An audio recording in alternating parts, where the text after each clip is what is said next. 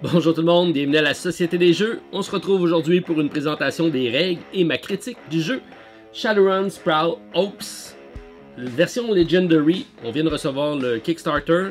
L'avantage, c'est qu'on a l'extension pour 5 à 6 joueurs, mais surtout le mode coop et solo. Deux jeux complètement différents, très intriguant tout ça. On regarde ça ensemble. Alors Shadowrun Sprawl Ops, c'est parti.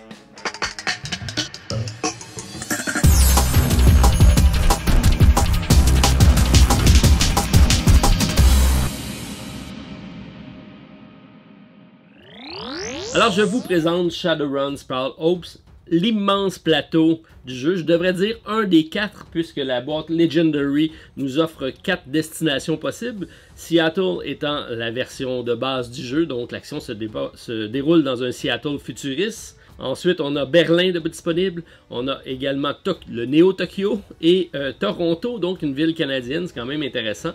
Et c'est 4 plateaux de jeu avec des emplacements différents, donc qui changent la façon de jouer.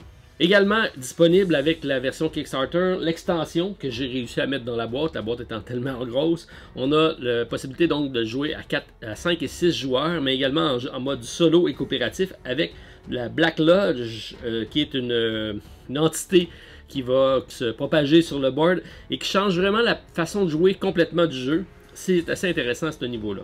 Alors, sans plus tarder, on va regarder les différentes facettes du jeu, comment le gameplay se déroule, et je vais terminer la vidéo avec ma présentation de ma critique au niveau du jeu. Alors, sans plus tarder, allons-y avec la mise en place. Plateau de jeu au centre, comme c'est toujours le cas. On a ici donc Seattle comme étant la première map, on va commencer avec celle-ci. On a différents emplacements du jeu qu'on va vous revenir en vous les expliquant une après l'autre. On a ici un paquet de cartes qui est nos runners, donc Shadowrunner. On a une pile, c'est les cartes avec les dessus blancs ici, donc différents personnages qu'on va pouvoir engager. On va le mettre à côté du plateau et on va mettre un nombre de cartes face visible selon le nombre de joueurs. Donc si je joue en solo, j'en mets seulement une, si on est 3, on en met 3. Même chose ici au niveau des armes, on a un paquet d'armes ici. C'est différents attributs qu'on va pouvoir augmenter nos personnages, qui vont donner des dés supplémentaires. Même chose, on a notre paquet à côté, on met un nombre de cartes selon le nombre de joueurs. On se garde une place ici pour la défausse, puisque cet emplacement-ci va nous permettre d'aller piocher des cartes de la défausse, ce qui est intéressant. J'ai volontairement mis les cartes sur le jeu, puisque normalement on les met autour du jeu, mais le plateau était tellement gros, si je veux être capable de vous le montrer à la vidéo. Alors j'ai mis ça ici, donc on a ici l'emplacement pour les loots, c'est marqué ici. C'est les cartes jaunes qui sont ici, ce sera des bonus à effet unique qu'on pourra aller récupérer lors des missions. J'ai également ici nos missions, donc les paquets de cartes ici avec la flèche en blanc. C'est les différentes missions qu'on va pouvoir faire à chaque tour. On les met sur le côté et encore là, on va en dévoiler selon le nombre de personnes. Ici, j'en ai une de dévoilée puisque je vais faire l'exemple d'une partie en solo. Chaque carte va être composée un peu comme dans Dragonfire que je vous ai déjà présenté sur la chaîne. Différentes étapes. On va devoir acquérir un certain nombre d'icônes pour pouvoir passer à travers les différents steps. Il y a des emplacements comme celui-ci en position numéro 2. On part toujours du haut vers le bas. Ce symbole-ci correspond au symbole ici de la carte Loot. Donc c'est une étape facultative. On peut décider de le faire ou pas. Donc si on décide de le faire et qu'on réussit à faire les icônes qui sont marquées ici, on va prendre une carte de Loot supplémentaire et immédiatement lorsqu'on va réussir l'étape. Même chose pour cette étape-ci. On a un 10 000 ici de disponible en crédit. Dès que l'étape 3 est réussie, on va prendre le 10 000. Et si on réussit à faire la carte au complet, on a ici 20 000 de crédit qu'on va pouvoir aller chercher. C'est important puisque le but du jeu, c'est d'avoir une équipe suffisamment forte pour aller faire la mission finale. On a ici différentes missions finales qui sont disponibles. On va tout simplement en choisir une aléatoirement et la mettre à côté du plateau de jeu. Ce plateau aussi qui est les Black Lodge, c'est pour le coop et le solo, donc je le mets ici en jeu simplement pour vous le montrer parce que je vais vous faire la distinction entre les deux modes. Mais sachez qu'en mode compétitif, puisque le jeu est fait pour un 2 à 4 joueurs, c'est essentiellement donc le premier qui va réussir la mission qui sera disponible. Donc on va avoir un emplacement ici pour une mission. On va avoir des emplacements pour aller se positionner. Dès qu'on pense que notre équipe est suffisamment forte pour aller la faire, on s'installe ici, on essaie de faire la mission. Si la mission est réussie, c'est une victoire. Donc on a seulement un vainqueur pas de pointage, tout le monde peut faire l'essai, même à partir du premier tour, si vous pensez être capable, ce qui est impossible ou presque impossible, mais quand même, c'est lorsque vous décidez, vous y allez, et le premier qui réussit, c'est le gagnant. C'est l'aspect très intéressant du jeu. Ensuite, on a nos plateaux individuels que j'ai ici. On va avoir l'emplacement pour mettre 4 cartes, c'est 4 runners qu'on va pouvoir avoir dans notre équipe. On a des runners de base, donc c'est les runners ici qui sont jaunes dorés. Donc, c'est les personnages de base qu'on va avoir. La représentation des personnages sera différente. Par contre, l'iconographie sera toujours les mêmes. Donc, pour débuter une partie, on va toujours avoir un samouraï, celui qui va se défendre avec les armes, donc qui va donner 2 dés noirs.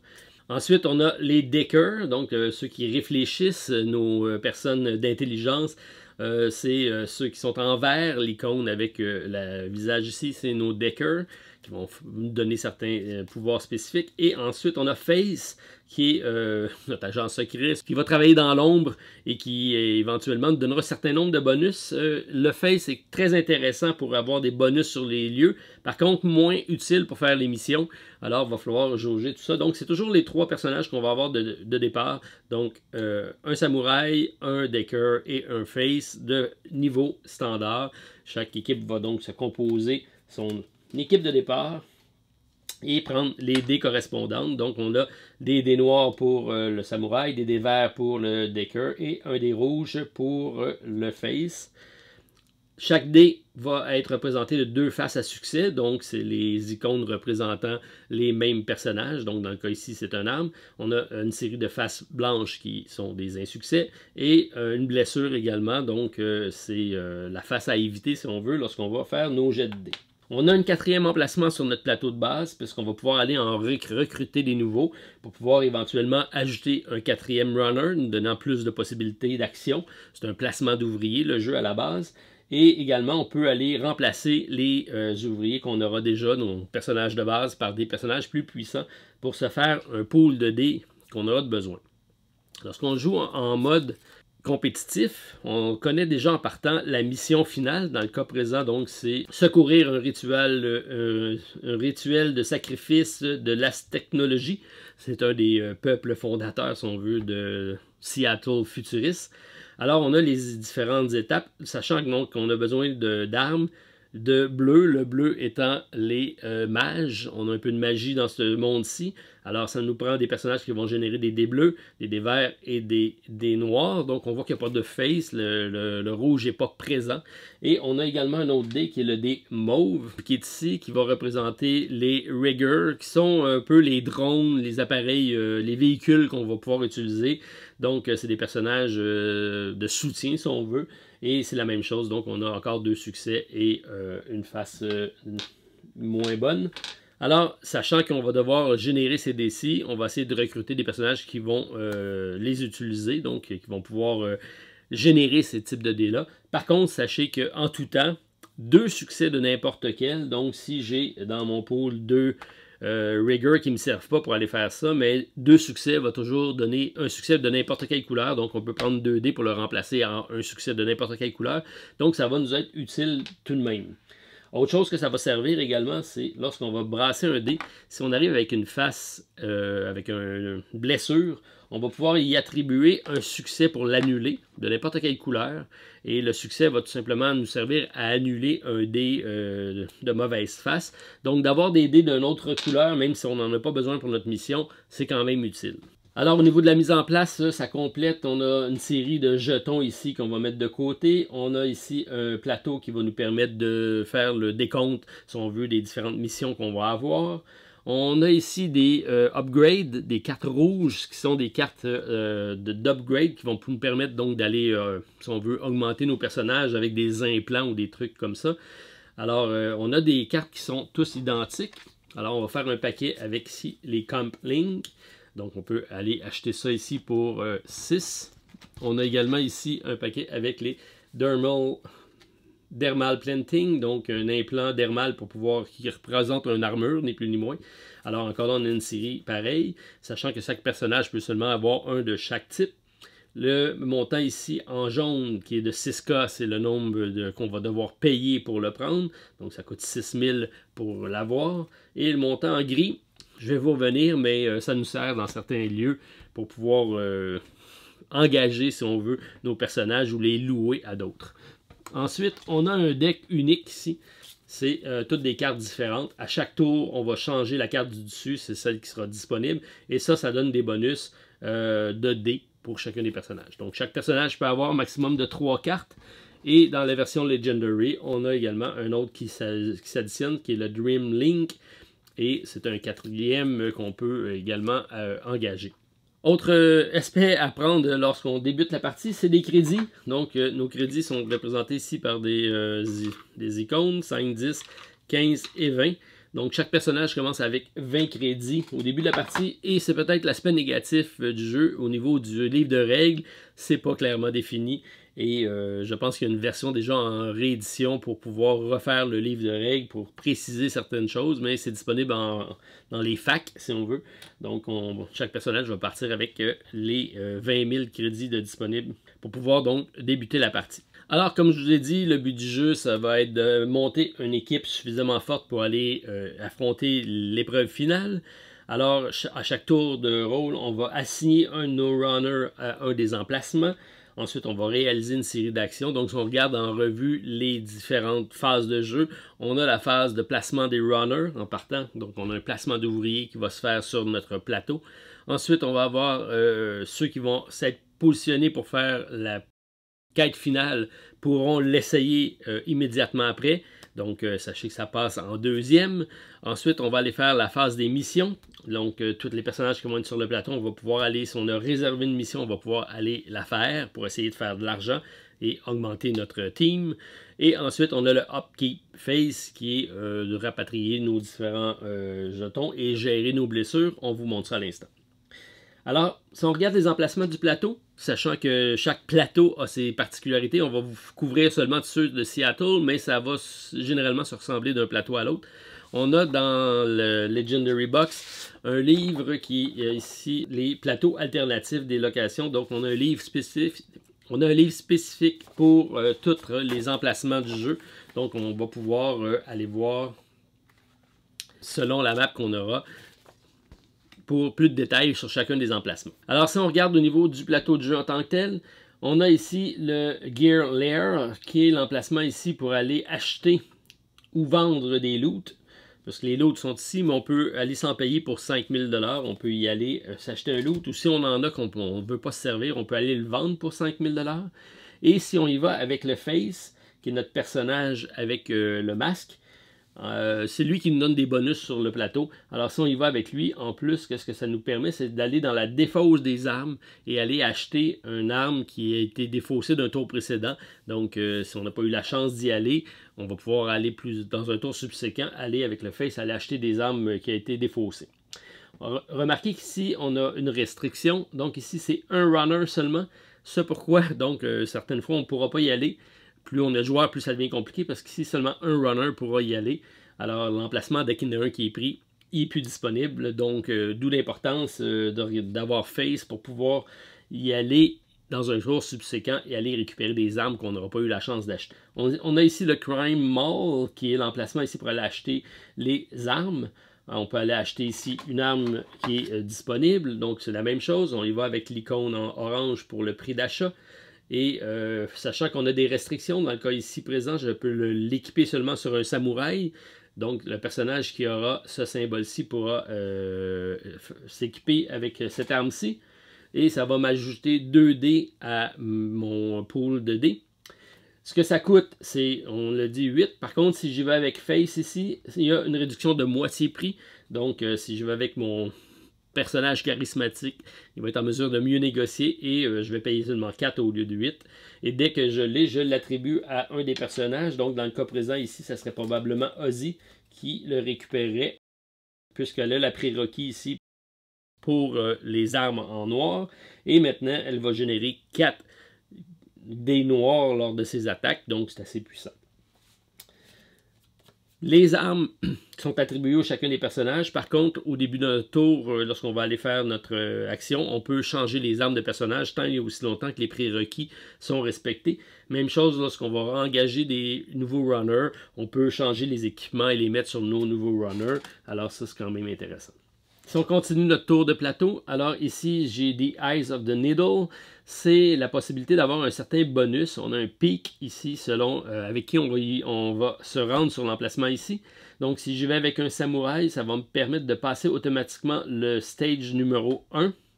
Donc lorsque je vais ici aller prendre une mission, celui-ci est considéré déjà atteint en allant ici avec le samouraï. Donc c'est assez intéressant, ça accélère notre réalisation de notre mission. Si on y va avec un Decker, donc le personnage en vert, lui me permet, si jamais je complète le stage numéro 1, je vais immédiatement avoir un bonus, donc un loot card qui va s'additionner. Ça me permet d'avoir des loots supplémentaires. Si je vais avec Face, donc le personnage en rouge, celui-ci me permet au prochain tour de tomber premier joueur, ce qui n'est pas négligeable puisqu'on sait qu'il y a des emplacements qui sont uniques. Alors si je tiens à aller à certains endroits immédiatement premier, d'être premier joueur, c'est assez important. Donc, si personne ne va chercher le premier joueur ici, on tourne à chaque tour de jeu autour de la table pour répartir le premier joueur. Mais si quelqu'un a été là avec son face, à ce moment-là, c'est automatiquement lui qui sera premier joueur au prochain tour. Si on y va avec le mage ici, le mage est assez puissant. Il permet de prendre un personnage qu'on a déjà joué sur le plateau et de le déplacer sur un autre emplacement et de réaliser l'action. Alors, ça me permet donc d'augmenter, si on veut, la capacité de mes personnages. Alors, ça, c'est assez intéressant. Et tandis que, si on y va avec le Rigger, celui-ci me permet de passer automatiquement le dernier stage de notre carte. Donc, c'est l'inverse du samouraï ici. Dans le cas présent, le dernier stage serait complété en allant avec le Rigger ici. Donc ici, c'est le nombre de personnages moins 1. Donc si on est 3 autour de la table, il y a seulement 2 personnages qui peuvent aller ici. Alors là, encore là, on a une certaine restriction. Ici, Annibelle nous permet ici d'aller recruter des runners qui sont ici. Donc on a différents runners qui seront présents sur l'offre. Et à ce moment-là, on va pouvoir aller les chercher. Et on sait ici que si j'y vais avec le face, je vais encore là payer la moitié prix. Dans le cas présent, c'est 8. Si je vais avec Face, ça va me coûter seulement 4. Alors ici, j'ai Madeleine qui est un nouveau. Et là, on voit qu'il y a 2 compétences. Donc, elle est et mage et Decker. C'est assez intéressant puisqu'on a des armes, comme on sait, qui sont restrictifs. Donc, ça va augmenter le nombre de possibilités de mettre des cartes sous ce personnage-ci. Et elle génère un vert et un bleu. Donc, c'est assez intéressant. Encore là, ici, c'est le nombre de joueurs, donc seulement un personnage peut y aller, sachant qu'on a une offre avec le nombre de joueurs. Donc, si on est 3, on va avoir 3 Shadowrunners à chaque ronde de disponible, et chacun des personnages peut y aller seulement une fois. Donc, premier arrivé aura le meilleur choix, le dernier pourra prendre seulement le dernier disponible. Encore là, on a une course aux emplacements. Ici, on a le Duck Wagon. Duck Wagon nous permet d'aller chercher des jetons, qui sont les jetons ici. C'est ni plus ni moins de la défense. En réalité, c'est la possibilité d'appeler le médecin pour aller se faire guérir. Donc, les personnages ont seulement 2 points de vie. On a une blessure immédiatement lorsqu'on va se faire blesser. On va avoir un côté ici, Injure. Et si j'en ai un deuxième, le personnage meurt tout simplement.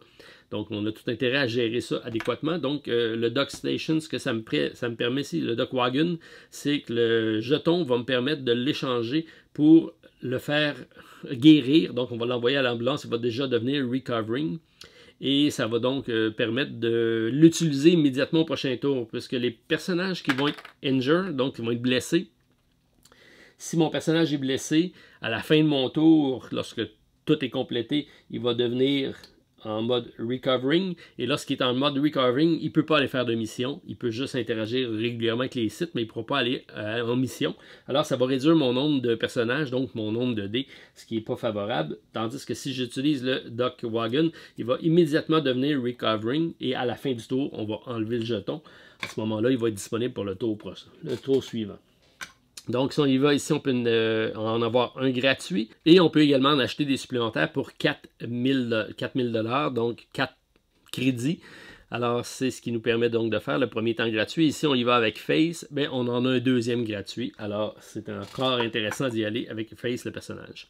Ici, on a Max qui nous permet d'aller chercher des upgrades. Donc, ça nous permet d'aller acheter ici des cartes d'augmentation. Et c'est le personnage qui va aller l'acheter qui va bénéficier de la carte. Donc, on ne peut pas, cette carte-ci, la mettre sous un autre personnage. C'est vraiment le personnage qui va pouvoir avoir la carte en tant que telle, sachant qu'on a le droit à un maximum de 3 sur le personnage et pas 2 fois la même. Alors, on a une gestion ici à faire. Et ici, c'est le nombre de joueurs moins 1. Encore une fois, c'est une place restrictive. Et c'est des cartes qui vont être bénéfiques pour nos personnages. De ce côté-ci, on parle plus de missions. Donc, on a des missions privées qui sont ici. Et on a les missions principales qui sont ceux qui sont avec les cartes. Donc, si je vais ici le Bodyguard Work, donc une job de bodyguard, on va devoir assigner un personnage et il va devoir réussir la mission pour 2 revolvers dans le cas présent pour pouvoir donc atteindre la mission. Et dans le cas présent, ça va y faire un 4000 crédits de une petite job de côté, donc un side quest pour aller chercher un peu d'argent. Sachant que dans ce place-ci, on peut se faire blesser, mais on ne peut pas mourir, c'est no death. Et on a un free reroll, ça c'est intéressant parce que lorsqu'on va faire la compétence, on va toujours avoir 3 jets de dés. Dans le cas présent, on a un 4e si on veut pour faire cette mission-ci. Fonction que ça fonctionne, si je vais ici avec Ozzy, et prenons pour acquis qu'elle a récupéré donc sa carte d'équipement ici, ça lui ferait donc 4 dés noirs pour pouvoir y aller. Donc si je m'en vais ici, on va essayer de faire la mission, on a besoin de 2 armes, on a toujours 3 lancers de dés. Alors, dans le premier cas ici, j'ai un succès, je pourrais l'attribuer immédiatement, mais comme j'ai une blessure, je vais plutôt la prendre pour annuler ma blessure. Donc, c'est un jet de dés qui n'a pas fonctionné sur celui-ci, donc j'en ai un. Et là, ici, on voit que j'ai déjà mes 2. Alors, j'aurais réussi cette mission aussi. Je peux donc récupérer mes 4000 $ ici. C'est aussi simple que ça. Donc, c'est la façon de faire un peu d'argent. C'est d'envoyer ici un bodyguard faire une petite mission. On a la même chose ici en data steal, donc on peut aller voler des données. Et là, ça prend 2 jets de Dicker. Encore une fois, on ne peut pas mourir. Et si on réussit, on prend 4000 comme ici, ou 2 cartes loot et on en garde une. Alors, c'est au choix, on fait un ou l'autre. Ici, c'est dans les 2 emplacements, c'est un runner par joueur qui peut y aller. Dans le Dante Inferno, qui est ici, ça me permet d'aller faire de l'argent pour envoyer mon personnage qui va juste devenir mercenaire, si on veut. Donc, si je prends Ozzy qui est ici, je l'envoie ici. Ce que ça fait, c'est que je vais additionner un jeton ici sur mon personnage. Donc, j'envoie ça ici. Et ça va me permettre d'aller faire de l'argent. Donc, je vais aller voir ici mon personnage. Et c'est à ce moment-là qu'on regarde les petits icônes gris. Donc, dans le cas présent, j'en ai 2 plus 2, c'est 4. Donc, c'est le personnage plus toutes les cartes qui sont dessous. Donc, ça me donne 4. Et ça me permet donc d'aller l'envoyer en mission pour d'autres personnages et me faire 4000 $. Par contre, tous les autres joueurs autour de la table, lorsqu'ils vont venir le temps de faire la mission, peuvent aller l'engager. Ce qu'ils vont faire, c'est qu'à l'inverse, ils vont payer à la banque le 4000 $ que je viens d'avoir. Donc, ils vont payer le nombre d'icônes gris pour pouvoir le louer pour faire leur mission. Et à ce moment-là, mon personnage va aider le pool des autres joueurs. Alors, c'est quand même assez thématique et quand même intéressant. On remarque ici sur chacun des emplacements 3 symboles ici avec une interdiction d'aller faire les missions. Puisqu'on voit ici, c'est le même symbole. Et donc, quand je suis sur ces emplacements-là, je suis déjà considéré comme étant en mission. Je ne peux pas aller faire la mission principale. Tous les autres emplacements vont me permettre à la fin d'envoyer mes runners pour aller faire l'essai de la mission principale. Et si je vais aller faire la mission principale, il faut que j'aille voir ici Mr. Johnson. Alors je me positionne ici et ça me permet d'aller sélectionner une des missions qui sont disponibles. Ils sont déjà plusieurs, il y a plusieurs missions et là il y a une course aussi à savoir qui va prendre quelle mission. Alors ça aussi c'est assez intéressant. Et encore là, si je vais avec Face, ça me donne un reroll supplémentaire pour faire la mission. Donc plutôt que des 3 traditionnels, on va en avoir 4. On fait la phase placement d'ouvriers.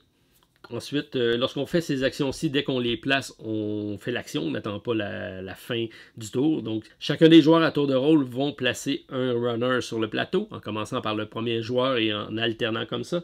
Donc, on décide lesquels on met, auxquels emplacements. On ne les place pas tous d'un coup, c'est un à la fois et on tourne. Ensuite, on va passer à la phase, si jamais quelqu'un a décidé d'aller ici dans la mission finale, j'aurais pu dire, je vais positionner un de mes personnages dans la mission finale et on va à ce moment-là essayer de la réaliser.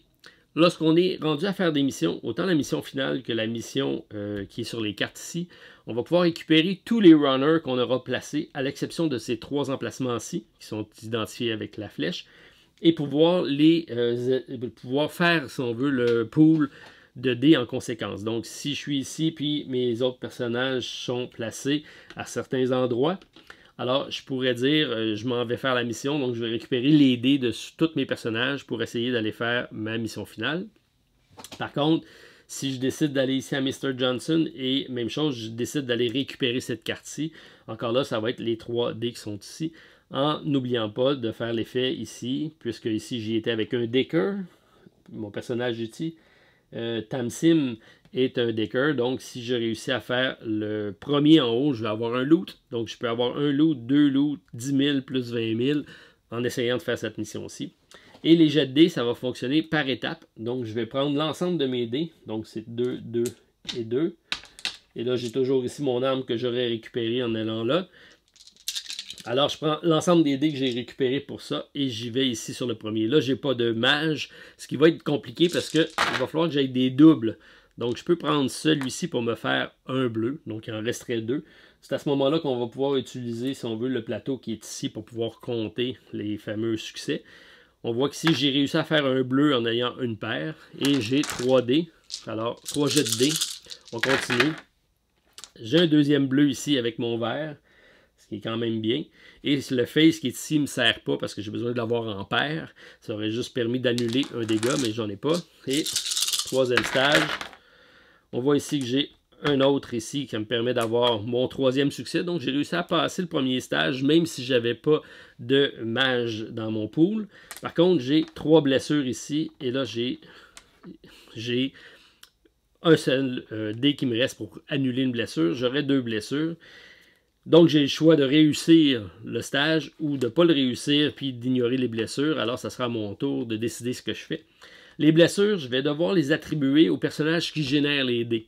Donc, dans le cas ici, présent, c'est 2 noirs. Donc, la seule personne qui pourrait générer qui génère des noirs, c'est Ozzy. Donc, mes blessures se doivent d'être sur ce personnage-ci. Si jamais j'avais la possibilité de les splitter, j'aurais pu splitter les dommages et empêcher donc d'avoir un personnage qui me sera plus utile. Donc, si je décide de faire Ozzy, il va falloir que je m'en débarrasse parce qu'à 2, elle va mourir.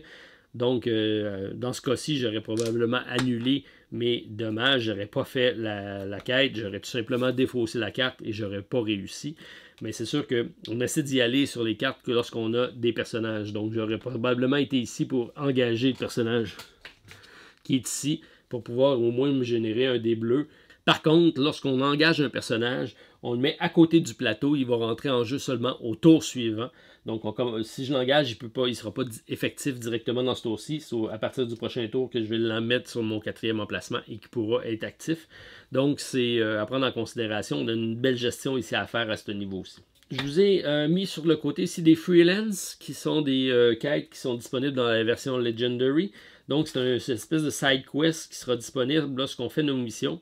Alors, lorsque je complète une mission, sachant qu'il y en a des plus faciles que d'autres, j'en ai à 10 000 qui sont ici, si je prends elle, qui est beaucoup plus simple. Donc, j'ai seulement 2 noirs et 2 verts à faire. Et lorsque j'ai complété ma mission, puis j'ai suffisamment de dés, je peux dire, ben, je vais prendre une mission secondaire supplémentaire. Et à ce moment-là, ça me donne un stage supplémentaire à faire. Dans le cas ici, c'est un noir et un vert. Et si je le réussis, ça s'additionne à la récompense. Donc, ça me donne 10 plus 2, ça me donne 12 000. Par contre, si je ne réussis pas, je ne fais pas le 2000 et je fais la moitié des points de la mission principale. Donc, c'est un push your luck, si on veut, au niveau des missions. C'est des petites missions supplémentaires, mais ça peut être intéressant à ajouter au cours des parties. Un autre élément qu'on a à considérer également, lorsqu'on va générer suffisamment de dés, lorsqu'on va avoir un personnage qui va générer donc suffisamment de dés, si j'ai un personnage qui me génère 5 dés de même couleur, je peux en enlever 2 de mon pool pour faire un succès automatique. Donc, ça me permet d'avoir directement un succès et je vais seulement brasser les dés restants. Ça me permet aussi de réduire le nombre de dés et d'augmenter mes nombres de possibilités. Donc, 5 pour un succès, c'est toujours quelque chose qu'on peut faire peu importe la couleur. Donc, j'en enlève 2 et je me fais un succès automatique. Je vais brasser les autres dés supplémentaires. Alors, c'est une des possibilités qu'on peut faire. On peut prendre la chance de brasser nos dés pour avoir 2 succès, mais c'est généralement plus simple d'éviter, surtout d'avoir une face négative. Alors, c'est ce qui permet donc d'accélérer le processus lorsqu'on a beaucoup de dés. Alors, ça fait le tour rapidement de ce qu'on a comme composante au niveau du jeu de base. C'est un jeu donc de placement d'ouvriers, push your luck, assez intéressant. C'est un jeu de rapidité dans le sens que c'est le premier qui va se construire une équipe suffisamment forte pour aller essayer le contrat final. Donc c'est le mode compétitif, c'est assez intéressant.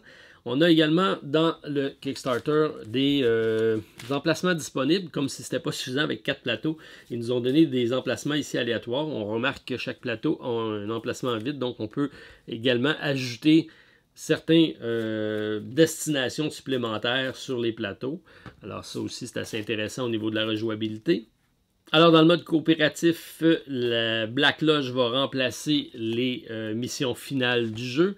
On va devoir prendre le nombre de cartes selon le nombre de joueurs. On va garder le paquet face cachée. On aura ici une série d'indices pour pouvoir aller dévoiler la carte. Et comment ça fonctionne, c'est qu'il va falloir aller dénicher les agents secrets sur le terrain et les interroger pour pouvoir éventuellement aller voir c'est quoi la mission. On a une série de jetons qui sont de deux natures. On a des agents de terrain qui ont seulement un icône et des agents spéciaux avec 2 icônes. Début de la partie, on va y aller avec les agents de terrain au début et ça va être selon le nombre de joueurs. Dans le livre de règles, on a pour le mode coopératif un setup. Donc pour un joueur, on va enlever 15 jetons d'agents de terrain. Si on y va à 6 joueurs, on n'en enlève aucun. Donc ça va ni plus ni moins balancer le nombre de jetons selon le nombre de joueurs. Alors, ce que ça va faire, c'est qu'au début de la partie, on va avoir donc différentes phases en mode coopératif. Le jeu se déroule sensiblement de la même façon, à l'exception que la Black Lodge va venir interagir avec le plateau. Donc, on a notre placement de runner traditionnel qu'on vous a montré depuis le début. Ensuite, on va pouvoir aller essayer de faire la Black Lodge. Si on a réussi à dénicher c'est quoi la mission, on va pouvoir tenter de la faire, comme dans le cas de la mission finale. Ensuite, on va avoir le Run Mission Phase. Donc, si on décide d'aller faire des missions en allant ici voir Mr. Johnson, on peut toujours aller faire nos missions principales pour faire de l'argent parce qu'on va devoir monter notre équipe avec plus de revenus. On a notre Upkeep Phase comme d'habitude, donc on ramène nos jetons. Si on a des blessures, on les met du côté Recovering. Si on est en Recovering, on ne peut pas aller faire de mission. Si on a déjà un jeton Recovering, lui, on l'enlève et le personnage devient disponible.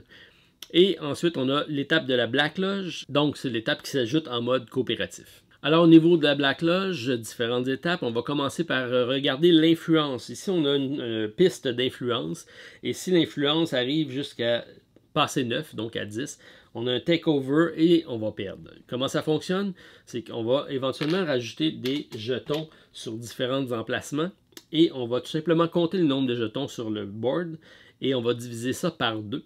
Arrondi au niveau supérieur. Dans le cas présent, on en a 3, divisé par 2, 1.5, donc ça donne 2. On va augmenter le jeton à 2, et plus on va avoir d'espions sur le terrain, plus ça va augmenter. Et si on arrive à takeover, on était submergé par les ennemis, on a perdu la partie. Même chose, on a un pool d'agents. Si on arrive pour mettre des agents et qu'on n'en a plus, c'est également une défaite. Alors, 2 façons de perdre, c'est de ne pas avoir assez de jetons pour les mettre et ou d'avoir trop d'influence de ces jetons-ci sur le board. Lorsque les jetons arrivent en jeu, ils vont arriver face cachée. Je vais aller devoir interagir avec le lieu pour pouvoir les dévoiler et éventuellement essayer de les capturer pour pouvoir venir les interroger. Les interroger pour éventuellement aller voir. Dans le cas présent, il faut que j'interroge 2 samouraïs, un face et 2 mages pour pouvoir savoir c'est quoi la destination, qu'est-ce que j'ai à faire comme étape. Alors, c'est un aspect très intéressant et c'est vraiment un aspect qui est très différent du jeu de base. Il y a un petit peu de pandémie qui s'installe avec le jeu, alors ça, c'est assez bien. Alors, pour les positionner, on a un deck de Event Card, donc on va tout simplement les révéler et on va utiliser la carte pour 2 choses. Donc, premièrement, on va aller lire l'action du haut qui va changer un petit peu l'aspect du prochain tour. Donc, dans le cas ici, je mets cette carte sur l'emplacement avec ce symbole-ci. Chacun des lieux ont des icônes dans le coin inférieur droit et on va tout simplement le matcher. Donc, dans le cas présent, c'est celui-ci, c'est le Crime Mall. Et on dit ici que les agents qui sont sur cet emplacement-ci ne peuvent pas être interrogés, peuvent pas être... donc, ils sont camouflés, ils sont protégés pour le prochain tour. Donc, tous les agents des tours précédents qui vont se trouver sur le Crime Mall, je ne pourrai pas interagir avec eux. Alors, c'est pour ce tour-ci. Et en plus, on va placer un nombre d'agents sur le field, donc sur le terrain, selon le nombre de joueurs qu'on aura en partie.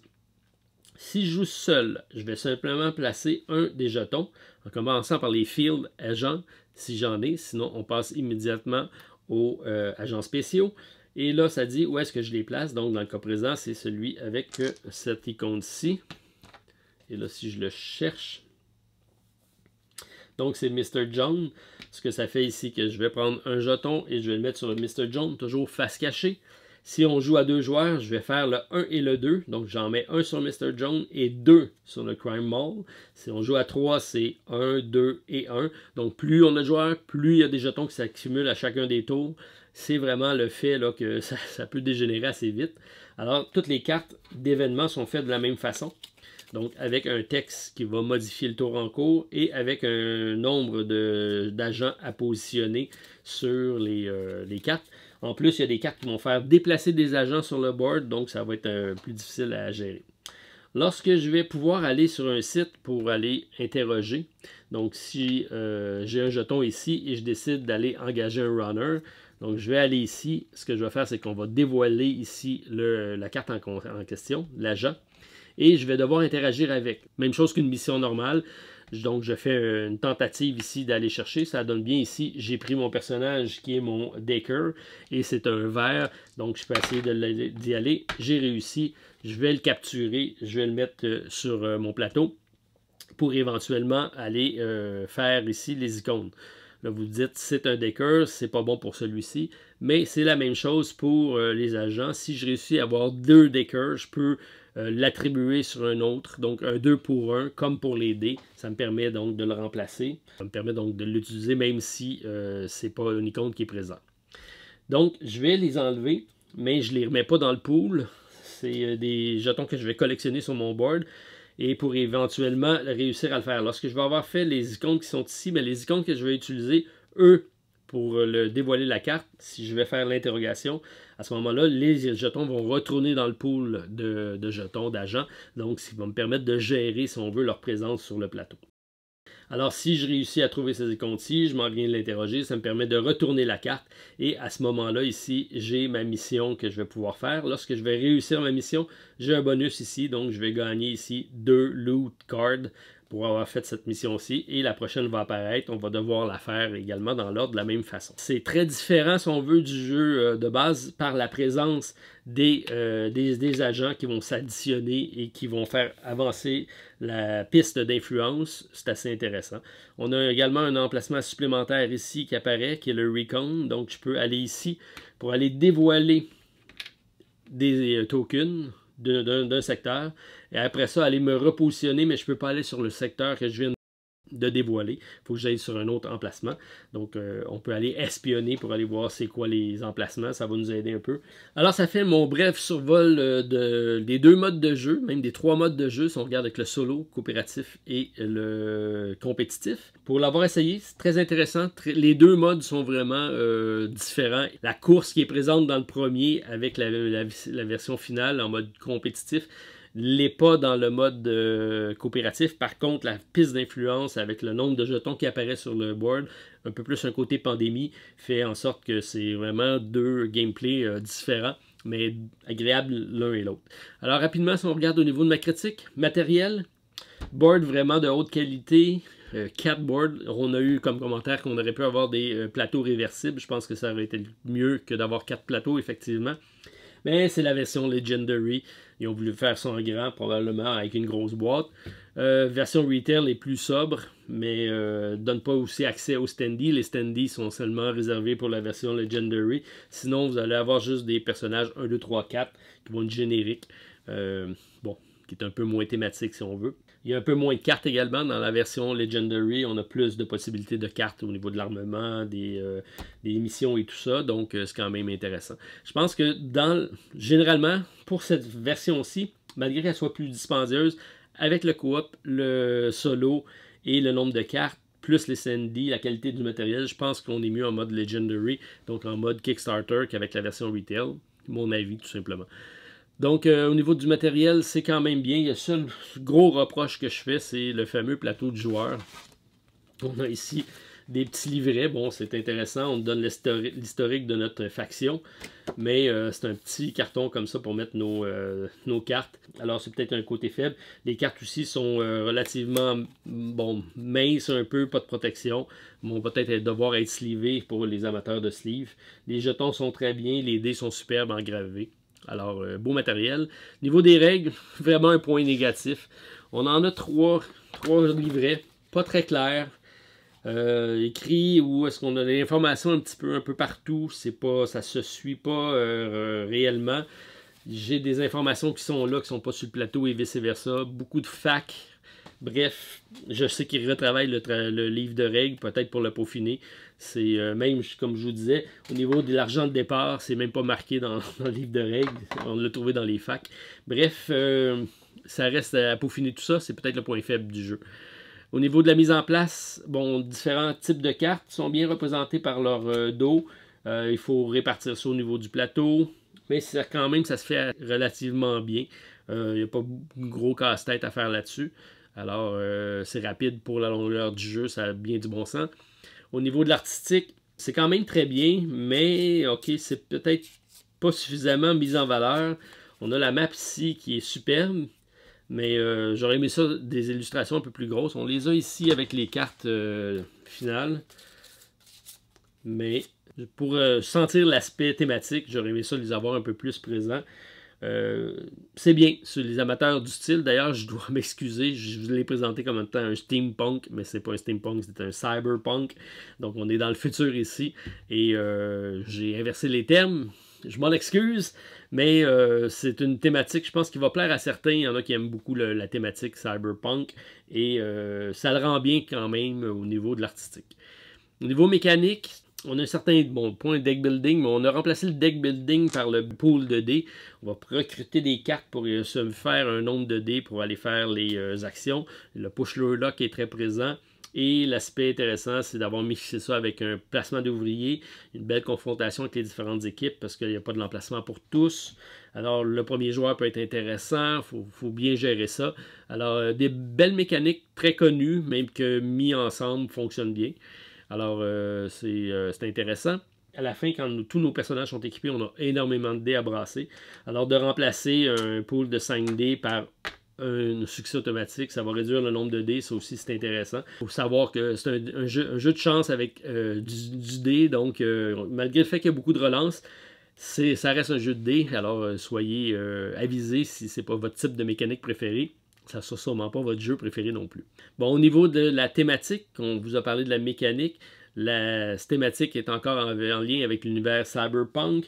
Donc, on a des upgrades en implants qui vont permettre d'augmenter nos personnages, des armes qui fonctionnent bien ensemble, thématique quand même bien apportée, malgré que c'est un jeu de dés à la base avec des icônes. Ce que j'aime, c'est la simplicité du jeu. D'avoir des icônes, des brasser, des faire, pas beaucoup de questions à se faire. Dès qu'on a pris le jeu en main, c'est assez simple. On peut le montrer quand même assez rapidement, puis le comprendre sans savoir à se référer au livre de règles, même si le livre de règles n'est pas très bien fait. Je vous dirais que généralement, on rentre dans le jeu très facilement. Au niveau de l'originalité, bon, comme je l'ai dit, c'est le mix entre le placement d'ouvrier, le push your luck et le jeu de dés qui en fait quelque chose d'agréable. Je voulais l'essayer, je suis content de l'avoir. Donc, originalité, ça reste quand même dans la moyenne. Ils n'ont pas réinventé rien au niveau des mécaniques de jeu. Au niveau pointage, ce qu'on aime, c'est par rapport au mode compétitif, on a seulement une carte à faire. Le premier qui l'a fait, il gagne. Donc, on n'a pas de points à accumuler. On n'a pas à se construire une avance ou quoi que ce soit. Même si tu es vraiment en arrière dans la partie, tu pourrais dire « je l'essaye » puis l'avoir. Donc, ça donne une chance à tout le monde. C'est vraiment une course comme je les aime. Puis au niveau coopératif, avec les différents tokens, ça en fait un jeu très très différent du premier, mais qui va jouer excessivement bien en coop ou en solo par la gestion des cartes. Puis moi, ce que je fais, c'est que je prends le nombre de cartes qui apparaît ici. J'ai réussi à le faire en solo, en mode normal. Donc maintenant, je vais jouer comme avec seulement un plateau de jeu. Et je vais par contre utiliser les 2 joueurs pour mon placement des tokens. Donc ça me fait une variante au niveau difficulté. Donc on peut augmenter la difficulté en augmentant le nombre de placements. Ce qui en fait une belle rejouabilité. Ça devient de plus en plus dur. Donc j'aime ça des jeux durs. Alors, pointage, on gagne ou on perd. Déroulement. Bon, c'est peut-être un aspect négatif du jeu, à moins que vous aimiez les jeux longs, mais c'est marqué 60 à 90. En solo 90, je suis capable de le faire, mais ça va dépasser. C'est un jeu de 2 heures environ. C'est pas un jeu rapide, puisqu'on va devoir tranquillement monter nos équipes, augmenter nos nombres de dés pour éventuellement essayer de remporter la partie. Donc c'est un jeu qui s'installe tranquillement et qu'on va devenir de plus en plus fort en bâtissant le jeu. Iconographie, c'est l'aspect fort du jeu. On a seulement des symboles, donc des samouraïs, des phases, des mages, des deckers, donc ça reste des phases de dés. On a tout ça ici sur les phases de dés, on retrouve tout ça, c'est tout le temps les mêmes choses qui reviennent. On s'y retrouve facilement, même si c'est en anglais. Je vous dirais que c'est très très accessible, pas beaucoup de texte, puis ça reste un gameplay très simple. Alors l'aspect fort, iconographie. Au niveau rejouabilité, c'est sûr que ça reste un hasard au niveau des runners qu'on va être capable de recruter, qu'est-ce qu'on va être capable de faire, les armes qu'on va aller chercher. Donc les parties vont être différentes à ce niveau-là, puisqu'on n'aura jamais la même équipe de base. Les stratégies vont varier, mais on sait essentiellement ce qu'on a à faire, c'est d'aller chercher des runners qui vont faire pour faire nos missions, à chercher des armes. Il y a l'aspect chance, c'est sûr et certain. Un jeu de hasard, si vous n'aimez pas les jeux de hasard, c'est probablement pas un jeu pour vous, mais si vous aimez brasser des dés, vous allez être servi avec celui-ci. Alors, c'est un jeu que j'ai eu beaucoup de plaisir à jouer quand même, donc je le place dans ma moyenne générale. C'est pas un jeu qui va rien réinventer, ça reste un jeu de dés, somme toute, assez traditionnel, mais le fait d'avoir ajusté les placements d'ouvriers avec et le pousser sa chance en fait un beau package, surtout pour ce mode de jeu-ci. J'avais pas de jeu également dans l'univers Cyberpunk, je suis content d'avoir de quoi là-dessus. Alors si on compile tout ça, ça fait une note totale de 69%. Ça le place pas dans les meilleurs jeux de l'année. Par contre, c'est une belle découverte ludique. Si vous appréciez les jeux de dés, je pense que vous allez être bien servi pour celui-ci. Mais il faut vraiment aimer brasser les dés parce que c'est ce qu'on fait tout le long. On accumule des dés, on brasse des dés. Par contre, il y a beaucoup de possibilités de rebrasser les dés. On a également des cartes qui vont nous donner des rerolls supplémentaires. On a aussi des cartes qui vont nous permettre d'ajuster un dé d'une couleur de notre choix dans notre pool. On est capable de travailler avec les personnages pour les rendre plus accessibles, plus en lien avec les missions qu'on a besoin de faire. J'aime beaucoup l'aspect course en mode compétitif. Le premier qui va réussir la mission finale, c'est le gagnant. Donc on a vraiment un sentiment d'urgence tout le long de la partie. Ça, c'est très bien amené. En mode coop ou solo, j'aime beaucoup l'aspect gestion de la crise au niveau de l'influence, la traque d'influence et le nombre d'agents qui vont apparaître sur le plateau. Très bien pensé, très bien amené. Dans les côtés négatifs, beaucoup de dés à brasser, beaucoup d'hasard avec les dés. La longueur de la partie, attendez-vous à faire des parties de 2 heures au moins. Alors c'est ce qui complète ma présentation du jeu Shadowrun Sprawl Hopes en mode Legendary. Si vous voulez l'essayer, je vous invite à venir au pub Randolph du Centropolis, également disponible à la boutique. Vous en voulez une partie, vous me le dites, répondez au sondage et on vous en fera une présentation, ou du moins condensée.